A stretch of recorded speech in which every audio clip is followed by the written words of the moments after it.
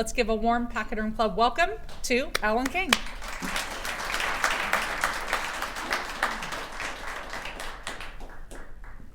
The context of the water planning efforts that I started when I came here back in 2011 was right about the beginning of a fairly significant drought period. And you can see from these two pictures, this is Cheney Reservoir, and a lot of that area that's brown was actually underwater earlier and normally is. And so we really saw that in the Cheney Reservoir.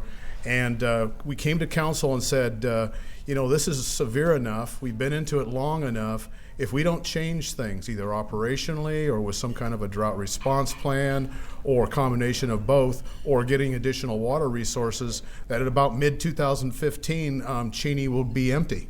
And that was a kind of a clarion call that we have to make some changes. Well, let me tell you that trying to put in place a drought response plan during a drought, bad idea. You don't want to do that. You really want to get out ahead of it or wait until after the drought's over and do a drought response plan. People just are really looking at their particular situation and maybe with heightened concerns. And so what we did, however, thank you, sir. Let me have a drink here. That tastes about 80% Cheney, about 20% Aquas beds, So it's a good blend. A little cloudy like out of town. So what we did was we looked at this drought and how it affects Cheney. And Cheney's kind of our canary in the coal mine, if you will. We need to have both our Cheney Reservoir and our well field up north of town. We need to have them both producing water to be able to meet our peak demands. If either one of those go down, we can't meet peak demands. And basically, you have the equivalent of rolling brownouts in the situation where there's not enough power. You'd get low pressure in the water system kind of rolling throughout the city, which is inconvenient at best and dangerous at worst if you happen to have a fire in an area that has low or no water pressure.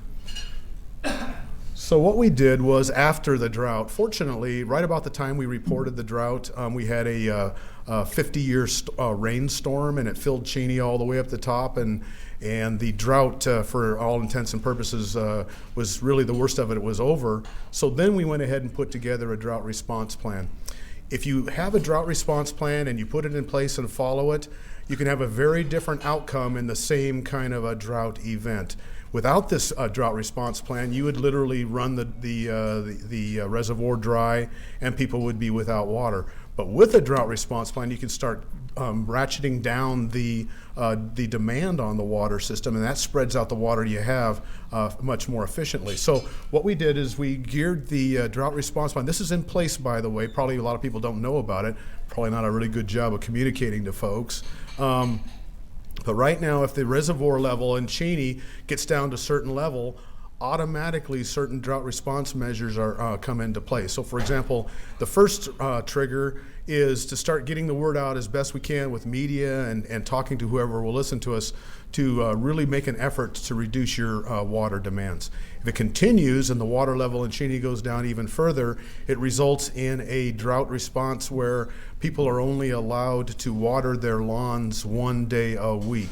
And I don't know how in the heck I would ever try to enforce something like that, but the theory is that if you can cut out some of the irrigation demands, you're going to have a significant extension of your water supply.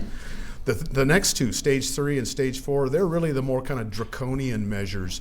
Stage 3, no more outside watering. So basically people's lawns die and blow away to Nebraska or wherever they're going to go. And then in the stage 4, not only do you have that outdoor ban for even golf courses, but you also are requiring people to reduce their base demand, their inside their house demand, by 15%. And that's more like California, the kind of the sorts of things, responses that they have in their recent drought. But with this drought response plan, you don't end up with no water, you just end up with reduced use of water. So then the next question was, we got this drought response plan in place. The next question was, well, then exactly what is our situation drought-wise? Let me tell you that during non-drought conditions, which is most of the time, city of Wichita is blessed to have more than enough water. We actually spill water in Cheney quite often, And that means that there's more water in the aqueous beds, there's more water in the reservoir than what we need on an annual basis. So if there's no drought, we're sitting really good. We're blessed with two very excellent water sources. Where we're putting our attention is in drought resiliency because of the last event that happened. And also when we looked at the Central Plains area, we are in a drought-prone area. So we actually had availed ourselves of a study that went back to 400 AD and using proxy data, looked at droughts that have happened in history. And there are some that are 50 and 60 years long. That's why the Anastasi left the area, when they had a very long drought. It's not unreasonable for us to see very long-lived droughts if you go over thousands of years. What's the prudent the measures to take as far as drought resiliency? Well, you can't put in place drought resiliency that takes care of every single conceivable drought. A 75-year-old drought, it's just not economically feasible. To just put your head in the sand and ignore it and not do any planning for drought resiliency, some would argue that that's not responsible. So you got to figure out roughly where is the level of risk that you're willing to live with and that is reasonable to spend taxpayers, water customers' money to get resiliency to. Well, the state requires a minimum of 2% drought resiliency. If you want to get, for example, a state revolving fund or state grant, you have to demonstrate that your system is at least resilient to a 2% drought. And what I mean by 2% drought is that roughly it happens every 50 years, and the equivalent of that is the 1950s drought. I don't know if anybody kind of really thinks sharply about that, but there was a drought in this area in the 1950s. It was a significant drought, and it was one that was about a 50-year drought. You can expect something like that to happen about every 50 years. There was a long and robust discussion with council, what should the city's drought resilience target be, and they decided it would be a 1% drought. Now, some people say that's too much. Some people say it's not enough. They made a decision that they would, a policy decision that they would plan for and be prepared to get through a 1% drought, which is about equivalent to the 1930s Dust Bowl drought. That probably, if you haven't lived through it, you at least Grapes of Wrath and all that sort of stuff, you remember that in our history. So they figured it's not unreasonable for us to prepare for and be ready for a 1% drought, a 30s Dust Bowl drought, and that was a direction that they gave staff, and that's what we've been working on. So we looked at what the firm yield of our water resources would be in a 1% drought. It's going to be different depending on which drought you're talking about.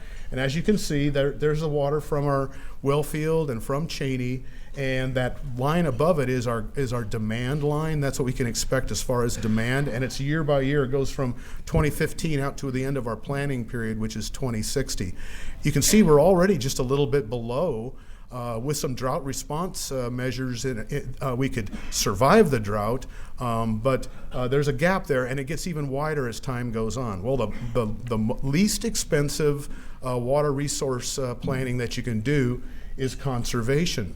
In other words, try to do those things that make sense, that don't hurt people, that actually reduce their water bill and conserve so that you can blunt the future growth of our water demand. That leaves a smaller gap to have to fill in. And when I say it's conservation that makes sense, high efficiency washing machines, toilets, reuse of sewer effluent. Right now we have a sewer treatment plant that treats about 40 to 60 million gallons a day of sewer and dumps it into the Arkansas River that goes down to Kaw Reservoir in Oklahoma. Well, we have no downstream minimum flow requirements. There's just no place to put all that water. So what we've done is we looked around for ways to maybe reuse that water, and we've been in conversations with Spirit Aerosystems and actually have crafted a deal to where we're going to be building facilities that delivers that water to Spirit. They're going to pay for the facilities, and then they'll be able to use that reuse water instead of drinking water, and it'll significantly decrease their operating costs, and it will use a resource that we're wasting right now, and it will allow us to achieve a certain level of conservation. If we can maintain a 0.35% reduction year after year, you get that green line instead of that white line. And that's without causing people to spend a lot of money. It's basically giving them ways and options to save money on their current water bills. Well, that also reduces significantly the gap that we've got to fill. because that gap is what makes us either drought resilient or well, like we were here back in 2012 most recently.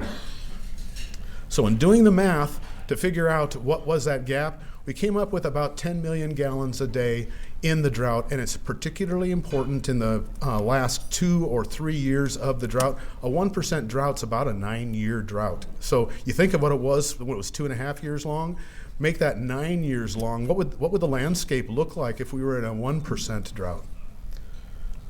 So what does it mean? I mean, all these numbers, millions of gallons, phase 1% drought, I don't know about you, it's kind of mind-numbing, but how does it really look like to the average consumer? Well, remember those phase 1, 2, 3, and 4, stage 1, 2, 3, and 4 drought response? As you're going through a drought, we're measuring the level in Cheney, and that activates different stages of the drought response plan. So you see that if we had a 1% drought starting this year, what would happen is that during the drought there would be some period of time, more than a year, where our customers would be in stage 3, which means that they would not be allowed to water their lawns. So people would lose lawns. That's our current situation. And it gets even worse as you go through out to 2060. Even with that lower growth of demand line that you achieve through conservation, you're still looking by the time that you get out to 2060 that people now are not only spending even more time in stage 3 not being able to water their lawns, but now they're actually having to reduce their inside consumption by 15%. This is more kind of like Texas and California. This is the kind of situation and the kind of response that you would expect in a severe drought in that part of the country. But if we are successful and come up with a water response plan that bridges that gap that we talked about, that 10 million gallons a day, then what it looks like in all the way out to our planning period in 2060, if we get in that same 1% drought, we never even touch stage 3. We never even touch stage 4. What it looks like to our customers is the worst that can happen to you in a 1% drought all the way out to 2060 is that you'll be, for some period of time, you're going to be required to water your lawn once a week instead of more than that during the week. Think about it for a second. When you have communities around us where their wells are going dry well before the end of the 1% drought, when you have communities that are putting in place draconian water conservation methods or measures, not just on citizens but on the businesses that happen to operate out of those communities, that's something that is very undesirable, and particularly for businesses where they can't plan on their water supply.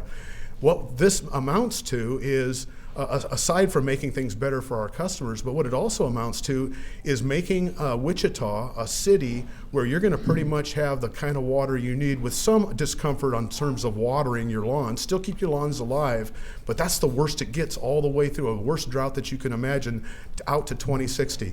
We feel that that's probably a desirable marketing message to give to those people who want to come and live in Wichita, and for those businesses that want to locate in Wichita. So aside from treating our customers better and more responsibly, we think that it's also a potentially positive economic incentive for those who want to come and live and work in Wichita.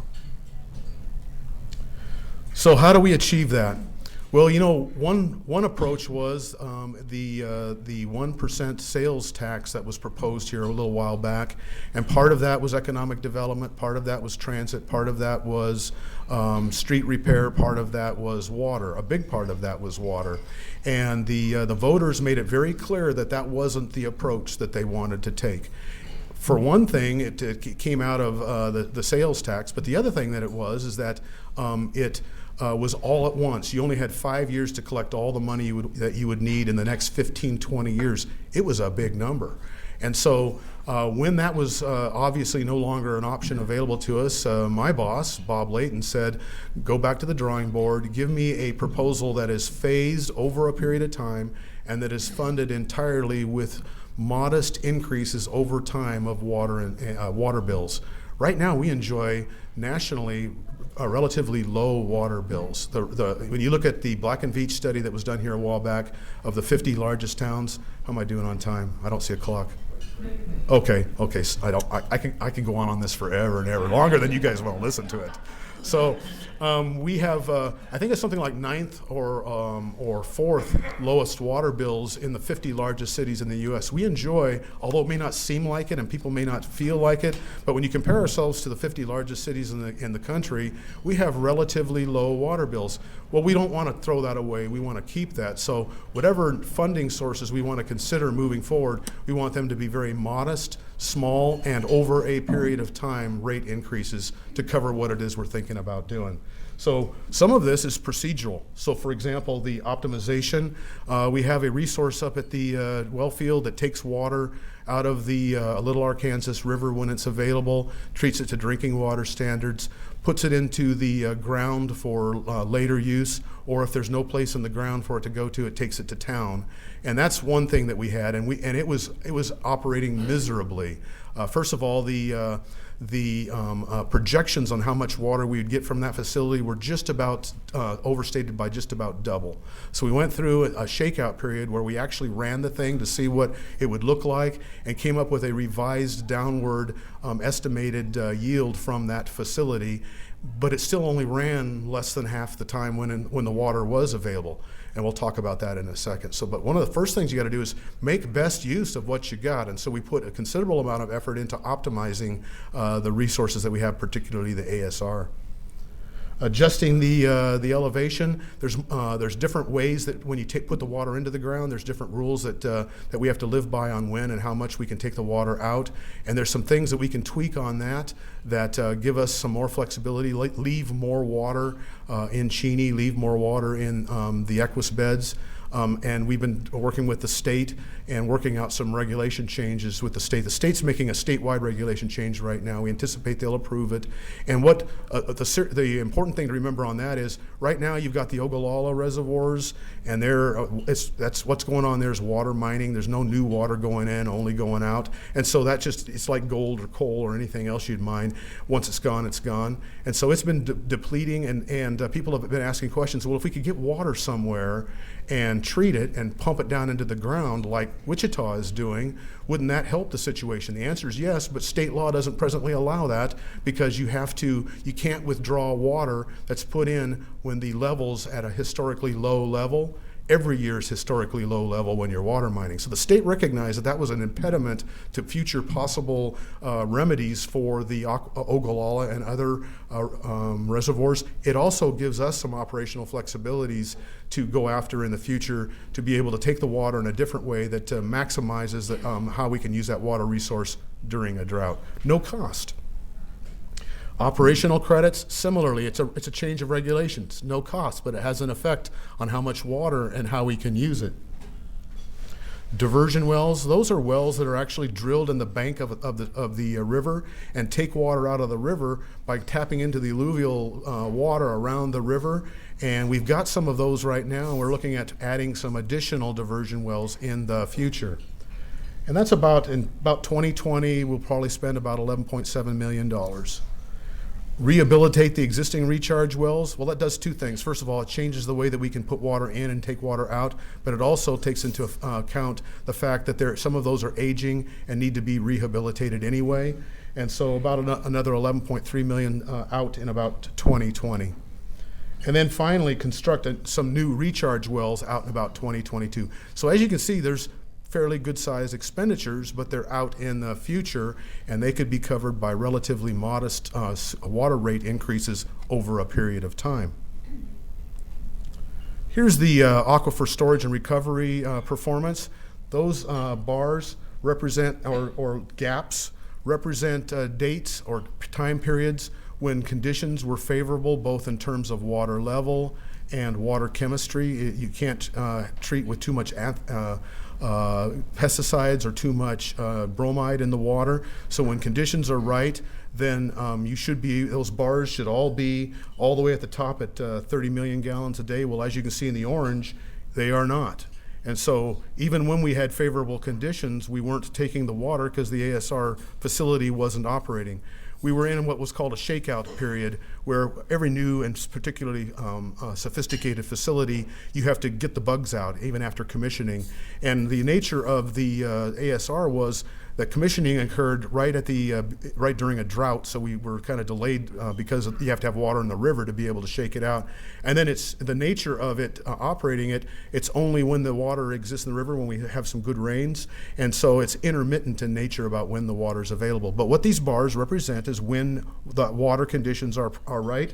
And the contrast I hope we can make is between the shake prior to the shakeout and after the shakeout. We're about now at roughly at the place that we need to be in terms of operating our treatment plant when the water is available to validate the downwardly revised yields that we gave council here a couple years back. This is consistent with the assumptions that were made in those calculations. So we're about where we need to be with the ASR.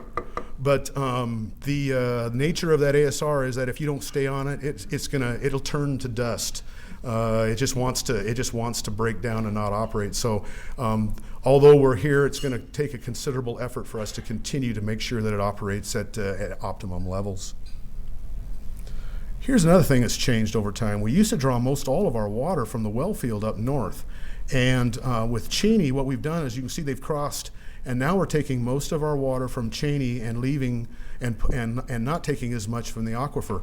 During non-drought periods of time, that makes all kinds of sense, because what you want to do is you want to keep the well field capped off as full as you can keep it. And what you want to do is use the water in Cheney when it's there and available. Sure, don't want to just leave water in there and then have it spill out later on. Plus, we've worked an arrangement with the Army Corps where they will allow us from time to time to leave extra water in the reservoir, and that water not only is free water, if you will, but also what it does is it gives us a cap over our normal water and protects it from evaporation. So what we've done is we've kind of crossed to where now we're using mostly Cheney water and using very little ASR water, even though we have the native senior water rights to use up to 40 million gallons a day. What we are instead looking at is something more like 20 or 18 million gallons a day. So we're less than half of the water we could pull from the aquifer. But why do that if you can make it up in the, oops, is this thing walking away from me? So why do that if you have water in Cheney that could be spilled anyway? So it makes sense to do that and at the same time keep the aquifer as healthy as possible. There's another reason to keep the aquifer full too, not just to have it there available during drought. There's a chloride plume, that's a fancy name for salt water, that's intruding into the well field. It moves very slowly and it's still a little ways out, but the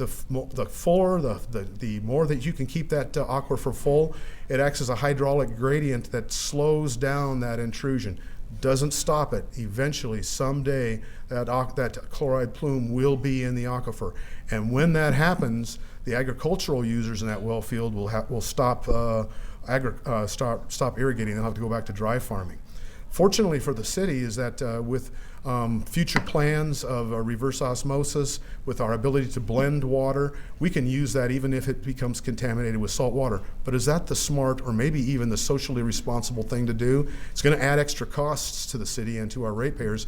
Are there some things that we can do that can stave off and maybe even cure that problem? I'll talk a little bit about that in a second. But one thing that's obvious that you can do is leave water in the aquifer when you can, and that's what we're doing.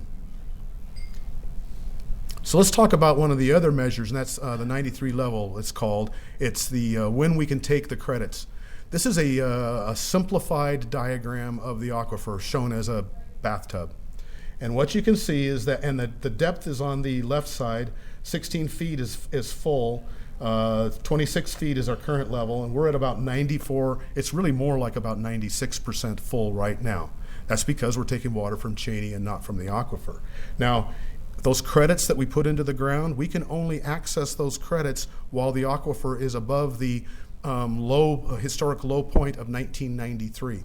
Once we get below 1993, any credits that we've put in the aquifer are no longer available to us.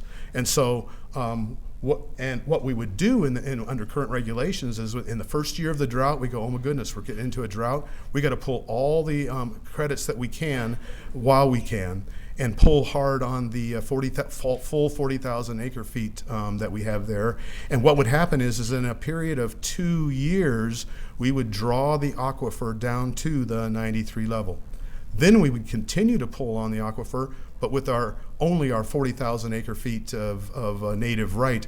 At the end of a 1% Dust Bowl drought, even doing this, you end up with the aquifer still 72% full. So even in the worst drought that you can imagine, even taking the water to the most that we can, at the end of that drought, you're still almost 3/4 full in that aquifer. But the depth, you're down to 67 feet. There's going to be a lot of agricultural users who have pivot irrigation wells that aren't down that deep. And so you'd have people falling off because we get down to that level. And that's a consideration. By contrast, if we can get this 93 reg approved and applied to Wichita, now you're drawing down to the 93 level every 4 years. It takes you 4 years, and instead of 2 years, you give farmers more of a chance. You're doing that every 25 years instead of every 10 years. So every 10 years, you draw down to the 93 level on a 2-year period, as opposed to every 25 years, you draw down to the 93 level, and it takes you 4 years to get there instead of 2 years. We think that not only is gentler on the other users, the junior right holders in the equus beds, but it also is better for the aquifer because it keeps more water in the reservoir or in the aquifer for a longer period of times, and helps that aquifer, that salt plume that's wanting to come in there. You draw that level down, and the salt plume is going to accelerate its intrusion into that well field. So we think that it's a more sustainable practice for the well field. Well, this is what the 93 level is that you've heard. Now, there's been some newspaper coverage. I'm thinking of the Harvey County, I can't remember the name of the paper up there. They ran a headline above the fold that said, Wichita will make Harvey County a desert. Well, it won't. It's going to leave 76% of the water, in this case, in the aquifer. It's just how information is perceived and sometimes gets miscommunicated. But I'm here to let you know that's what the 93 level is that we're doing. One of the other things that we've heard is, well, why even worry about 93 level or the aquifer? You know, you got this nice big reservoir about the same size as Cheney right out there at El Dorado. Why not do that? That really was an attractive option, and we considered that. And one of the things we looked at was how much water would be available, particularly in that last 2 or 3 years of the drought. Because like I said, if you remember, we already have more than enough water than we need during non-drought conditions. The only time any new water is needed is when we find ourselves in drought conditions, and particularly at the end of the drought. We did a analysis of the El Dorado Reservoir in a 1% drought and found that about a full year before the end of the drought, El Dorado would go empty. And that's even, and we talked with them to make sure that our assumptions were agreeable. That's even with putting in place a future drought response plan that they would like to model after the city of Wichita's, and also assuming that the demand on El Dorado would not go up forever in the future. They couldn't add a single customer to their water source unless they had freed up that same amount of water through conservation efforts. And that might be a little difficult for them to get approved by their public. The other thing too is, are people really interested in El Dorado? Are they really interested in having their reservoir go to mud? Because that's what would happen. So think about this. Think about the headlines. So in El Dorado, people have mud, and they're filling up their bathtubs with water so they can have enough water to drink and take care of. And Wichita helped do that, and Wichita customers have the horror of having to reduce their watering down to once a week. That probably doesn't play too well, you know, especially if people know the results of that sale. So this didn't look like too good of a plan, but just like the city of Wichita, El Dorado has more water than it needs in non-drought conditions. And so we looked at the possibility of taking water, instead of out of the river, taking water from their reservoir and piping it across to the ASR facility and putting that water into the ground for future use. That way, when there's more than enough water, you take smaller amounts, and like a bank account, you put that water into a place where it's not, it doesn't have evaporative loss like you do in a reservoir. And that sounded pretty good. But when we looked at that option and we said, well, wait a minute, we have a reservoir that has more than enough water too. Why would we want to spend a $40 million expenditure to pay for the Army Corps' investment that El Dorado is going to have to pay back, and pay so much a year per 1,000 gallons for water that most of the time we don't need? we're spilling water and spending almost 4 times the amount per 1,000 gallons on the water from them. It just didn't make sense when you consider that we need to build a new pipeline either from El Dorado or a second pipeline from Cheney. And the thing that makes that attractive is we got a 50-plus-year-old water transmission line from Cheney to our main water treatment plant. That's the orange line down below, right down here. That's an existing pipeline. Here's Cheney Lake.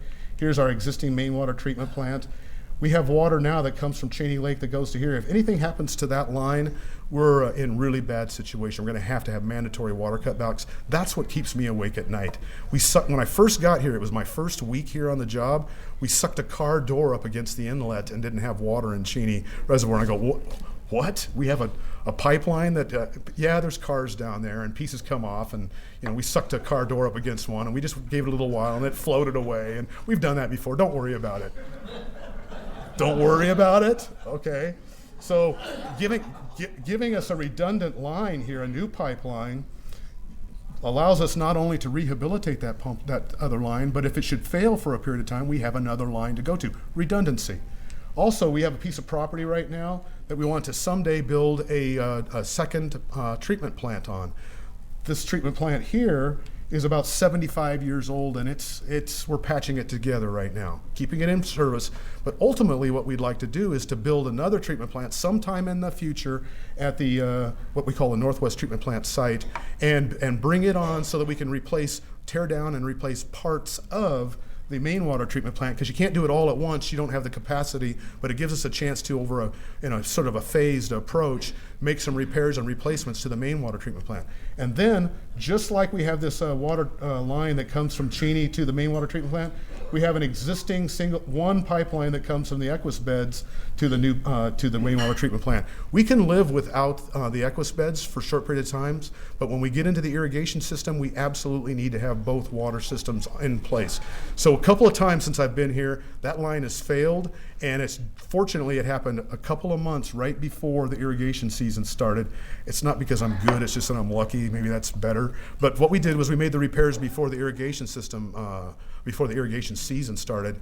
Again, a single point of failure with some fairly significant consequences if it should fail. Well, we were looking at the possibility of building another parallel pipeline there as well, not only for redundancy, but to be able to meet peak demands that are going to be increasing over time. And if we build those both to the new treatment facility, then what we can do is we can take water from Cheney when it's available, like when it's available to El Dorado, and send it up to the aquifer and be able to run it through our ASR treatment plant and store it into the ground. What it also allows us to do is have more options for blending the salt water that we're going to eventually end up with up there at the North Treatment Plant with a reverse osmosis plant here, and with blending options with what we can do here in Cheney. And for probably the next 100 years plus, we'll be able to operate and still be able to provide safe drinking water to our customers, even if the intrusion should happen. However, we have other people that are on that well field and that are using that water. Agricultural users, towns, people who have domestic wells. And what we want to do is work with the state and the federal government and with the folks that are in that area to look at the possibility of putting in a pilot plant to test concept of taking water, site it right at the front of the plume, and it's a fairly small package plant. It looks like a railroad car that you put out there. And what it does is it pulls water from behind the edge of the plume, which leaves a little bit of a hole for the salt water to kind of flow backwards back into, and push that treated water ahead of the plume, which makes kind of a mound that pushes against the intrusion of the saltwater plume. If we can do that, and if it does what we would like it, we hope it would do, and maybe put a series of those, maybe 5, 6, I don't know how much, we'd have to do the pilot to see how effective they are, we could conceivably, hopefully, arrest the progress of the salt plume so that it stays in place, and then give us 50, 60 years to start removing that mass, that salt mass, out of the ground. Basically a big groundwater remediation project, not unlike what Wichita is doing at Gilmo, and we'll be starting here in Nick as far as groundwater, taking out contamination out of the groundwater. Do something on the same kind of an area, but what we've learned from those projects is it takes 50, 60 years to clean that kind of thing up. You just have to take it out a little bit at a time. That's an option that could be available to us in the future. So I've probably given you way more information that you wanted to, but just want to let you know that we have a plan. We're looking at putting it in step by step. The impact to ratepayers will be minimal and over time, and we will continue to learn as we go along. And there will probably be some changes to this plan. If you were to invite me back in a few years, you might hear a few different things as we learn. So with that, I'll throw it out for questions. The operational water credits, which I think is the fourth of the phase plan. I saw that you gave a presentation to a regional water committee in January. So these changes, who makes those? Is it going to be a regulator? Will it take an act of the legislature? If the legislature made an act, would it make the regulators work faster? That's what I'm curious about. Yeah, that's actually a good question. I didn't know the answer to that until about 6 months ago. It is the state. Ultimately, it's the state water engineer. He makes the decision, but he is required to follow a process of public hearings and taking comments and weighing those comments, making changes to what his proposed regulation changes might be. And so although it goes through a state agency, and particularly the state water engineer, there's a hearing process that he's required to meet. And then, of course, always he has to operate in what is the legal environment that exists, that is the rules and the laws that are set by legislators. So that's how it looks like currently. If in the future different regulations were put in place, he would have to abide by those regulations. Did that answer your question, sir? Thank you so much for speaking to the Pachyderm Club today. I really have two questions. I'll try to make them very brief. One, you're mentioning the salt water. Kansas is a long ways from the ocean, so I'm assuming that salt water is perhaps locally grown salt water or something like from the salt mines or something. If you could explain a little bit more where that's coming from. And number two, you mentioned reverse osmosis. I would really like to encourage you to do that as quickly as possible. And when you do the reverse osmosis, is that going to be strictly for drinking water, or is that going to be for everything? I mean, it's really expensive to do. So is there going to be a split between drinking water and water use for everything else? Those are good questions, and I'll try to do as good as I can on answering them. So the first one was the idea about the source of the salt. You're right, we have naturally occurring salt formations at depths that don't touch the aquifer. There is natural occurring salt that comes from the Arkansas River and is migrating slowly, but not as much, and it's not as big a threat. It's been there for thousands and thousands of years. The one that we're mostly concerned about are north of the well field. It's called the Burton Plume. There were some oil processes, I think it was back in the 20s and 30s, that put salt water in large ponds, and that then became the plume that we're working with now. There really isn't anybody that KDHE or anybody else can go back against as far as paying the cost of remediation for that. So really the people who are the users are the ones that are going to have to figure out how to respond to it, but it's man-made, and it's back in about, I want to say around the 20s is when it was created. See, the other question was about reverse osmosis. That is in our future. In order to have the least amount of rate impact to our customers, we want to spend money as late as possible, where we are guessing that we're not going to have huge effects from construction and other types of inflation. So we want to put that expenditure on reverse osmosis out to a point where it still makes sense construction inflation-wise, but we don't want to spend it earlier than we have to, because then we are building capacity that we don't presently need. And you're right, there is reverse osmosis that we're talking about is for the salt water. Reverse osmosis for drinking water, that is one of the things that we looked on very early on. We've met a few times with the chamber and gave them some kind of, we let them see what making sausage looks like. It's not really very pretty. But one of the things we did consider was the use of sewer effluent, because we have so much, and turning it into drinking water. And in talking with different groups, kind of getting a sense of what they thought about that, in Wichita, there's the ick factor is alive and well here. And so as soon as you talk about taking sewer from this treatment plant, although there are places in the country that do that, and taking it to the tap, people will say, you mean from toilet to tap? that one just resonates with people, you know. So we're probably just not ready for a little while to be considering that. We got some other options that we can look to, and quite frankly, less expensive options, and we'll exhaust those. Will that be in our future 30, 40, 50, 100 years from now? I'd say it's a pretty safe guess, because putting 60 million gallons a day down the river and not using it for drinking water, and when you think about it for a minute, so we put that sewer in the river. Downstream from there, somebody pulls that water out of the river and runs it through their water treatment plant. So you already have toilets attached. There you go. So, but it's not kind of so obvious, you know. So, yes, ma'am. First of all, your presentation today was extremely informative. Thank you. My question is this. We continue to experience these tremors from earthquakes that are taking place just south of us. Do we have a way of determining if that's affecting the aquifer? And could that possibly cause the salt plume to get here sooner than expected? You know, I hadn't really thought about the aquifer. It's relatively, geologically anyway, it's relatively stable in the way things have been for the last 5,000-10,000 years. These earthquakes are kind of new, the frequency of them. Of course, you know, one of the biggest earthquakes North America has ever had was just right over to our neighbor over in Missouri. It rang church bells in Boston and redirected the route of the Mississippi River. So that's a pretty good sized earthquake. But it's so infrequent. What we'll probably have to do is look at the water data from measuring wells and what have you, and that'll be one of the things that may show up as some changes, and then we're going to have to explain it. And I wouldn't be surprised if our geologists say, hey, one thing that's different that we didn't have before are the earthquakes. What I can tell you is that it does affect our facilities, our structures, our water pipes.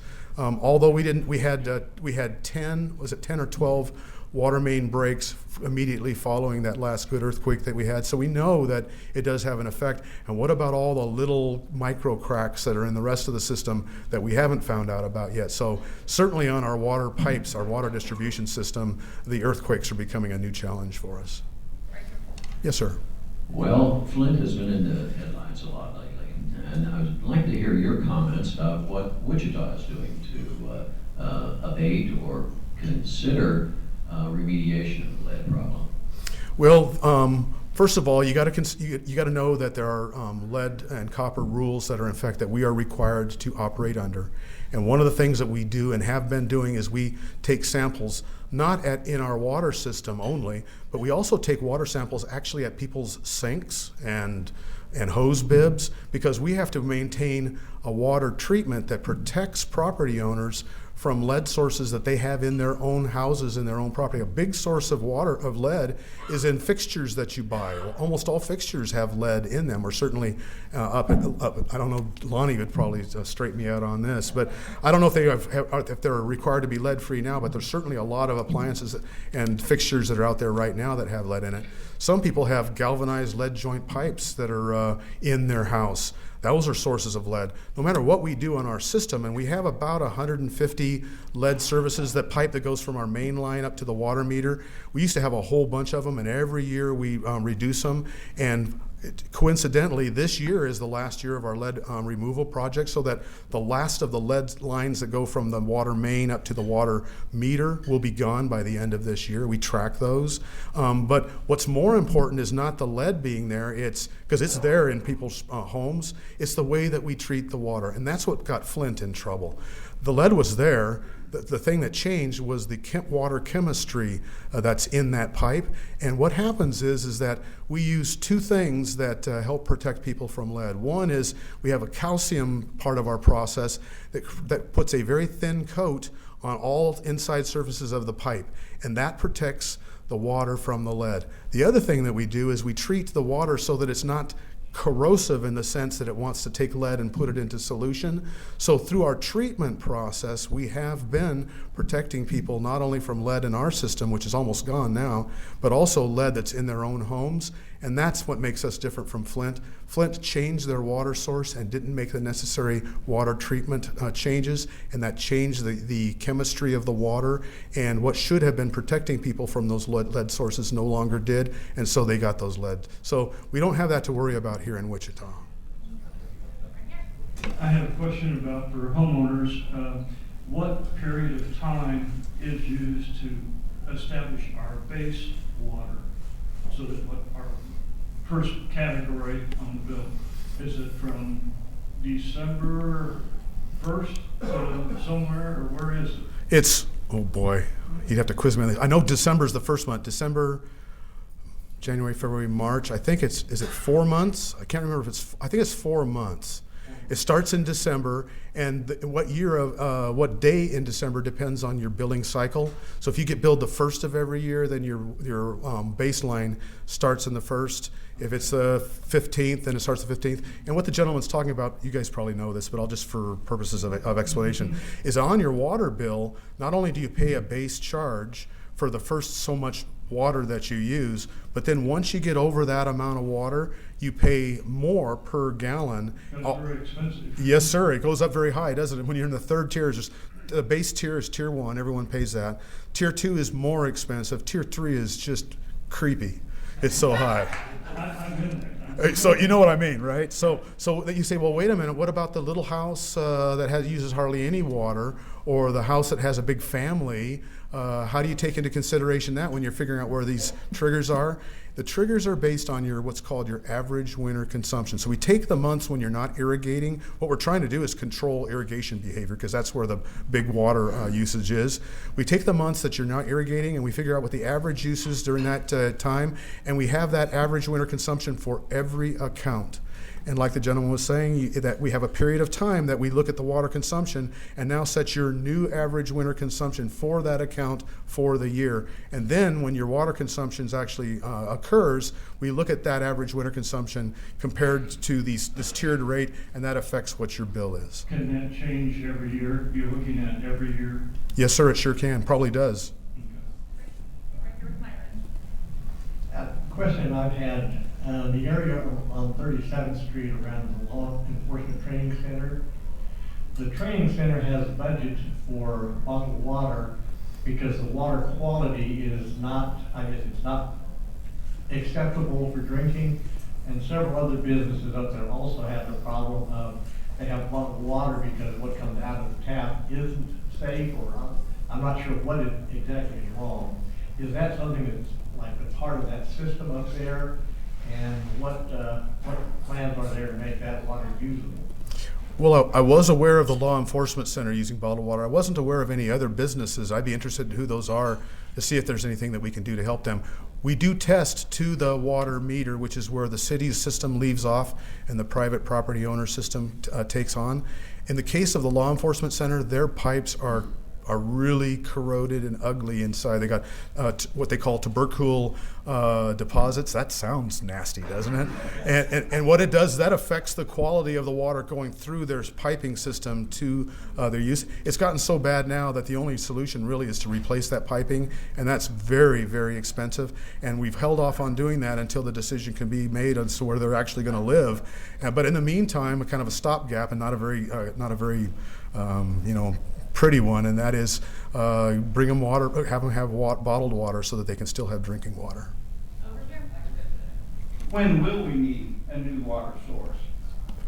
Well, the answer to that is we're right now in a situation where if we begin a 1% drought, we will find ourselves for some period of time in stage 3, which is the reducing your watering of your lawns to 1 day per week. As soon as we can bring on some additional water through first regulations, we'll be able to get that response back into a good area, which is stage 2, which is just the stage 3 is no watering outside. Back to stage 2, which is watering just once a week. So that water source needs to start coming on over a period of time starting today. Some of this can be done through regulation changes. That's what we're working right now. There's no cost, and it's something that we can do without turning a shovel over. But by the time you get to about 2020, we need to have some of those other water sources online. And so we're probably doing some planning efforts right now to get ready for new water sources available for 2020. Yes, sir. What are your thoughts on residential wells within the city limits?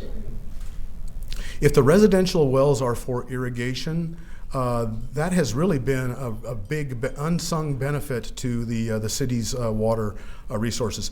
People are using that low-cost, shallow groundwater that we don't compete with them for, and they've been using it for irrigation instead of drinking water. They've invested their own funds to put that well in. They invest their own funds in operating the well, and what they've done is they've helped all the rest of us by reducing the amount of drinking water that's used for irrigation. We're right now doing a study to try to understand both the contribution to our conservation efforts and the total number of wells that could someday be drilled if you drilled it in everywhere you could, to get kind of a sense on what the upper limit of that benefit is. But really, should the truth be told, it is a significant help to the city of Wichita that's really being borne by individuals making those capital investments themselves. Alan, could you speak a moment to the silting rate in Cheney, what the long-term in that would be, what we're doing to remediate that? I know there is a plan upstream of that. And what possibilities of someday we might have to do a dredging effort to make sure that the long-term sustainability? Yeah, well, the John Redmond's a real good example of that, isn't it? I mean, that's so expensive, the millions and millions of dollars that they're devoting to dredging some of the silt that's in that reservoir. And all reservoirs face that problem. Cheney is about 50 years old, and it only has silted up to less than 5%. That's unheard of. Most people say, how can Cheney have less than 5% and be a 50-year-old reservoir? Well, part of it is its siting, the what's upstream, but a lot of it, I have to say, goes to the program that we have in place through private folks in partnering with the landowners up there to put in place measures that keep the siltation down. And now our annual siltation rate is approaching zero. It's fairly mature up there, so riparian grass next to streams, things that keep the ground no-till farming and those sorts of things. By working cooperatively with the property owners and finding win-wins that make things more effective and less expensive for their operations, and at the same time reduce the amount of siltation that gets into the stream and ultimately into the reservoir, we've fortunately gotten to a place now which is really kind of the model for the state. The state quite often points to Cheney and says, this is what you need to do because this is what the results can look like. One last question. You're the Director of Public Works. We see you on television. Yeah, I'm sorry about that. I got a face for radio, so. I'm always thankful that the job you do as it relates to keeping our streets clean during inclement weather. Can you touch just briefly on some of the other things you do as Director of Public Works? Yeah, okay. What do I don't do? Parks, police, and fire. Everything else seems to find its way to we do water treatment, water distribution, we do sewer collection, we do sewer treatment, we do streets, we do roads, we do signal lights, sidewalks, we do trails, we do bike lanes. We do the C&D landfill. We do storm water, the big ditch. We do child care, making sure that people are following child care regulations in child care centers. We make sure that we regulate and test compliance with sale of alcohol and tobacco to minors. Boy, I just get lost after a while. Something will come my way and they'll say, you need to address that. And I go, we're responsible for that? Oh yeah, didn't you know that? And I get fewer of those now, so about once a year I get one of those. But it's very multifaceted. Public Works consists of 11 divisions, and it just covers a lot of things: ozone, air quality. There's just about everything that you can think of. Alan King. Let's give him a big hand. Thank you, sir. I appreciate it. Thank you.